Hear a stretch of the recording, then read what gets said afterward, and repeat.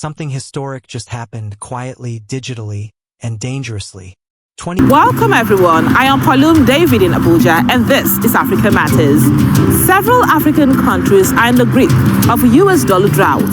Countries like Kenya. Something historic just happened quietly, digitally, and dangerously. 21 African nations have done the unthinkable.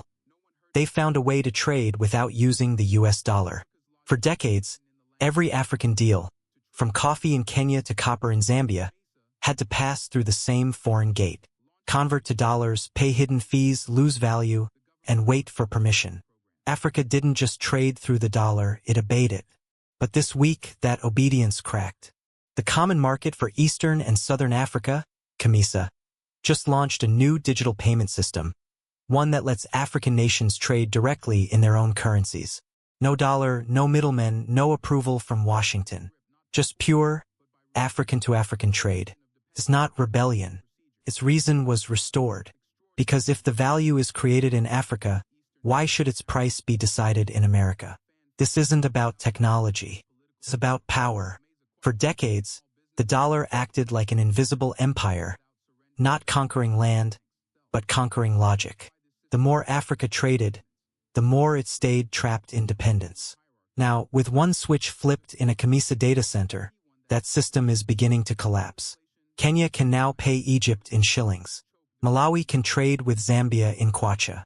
A Nigerian farmer or Zambian merchant no longer needs foreign banks to validate their worth. That's not a payment upgrade, it's a philosophical fracture in the global order. And the world is watching nervously. Western analysts call it risky.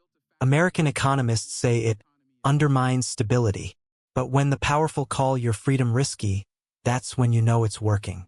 This is how Africa rewrites history, not with protests or coups, but with systems that make dependency obsolete. Because control no longer wears a uniform, it wears a logo. It doesn't demand loyalty. It demands conversion fees. But the question now is, can Africa keep control of its own code, its own currency, its own future?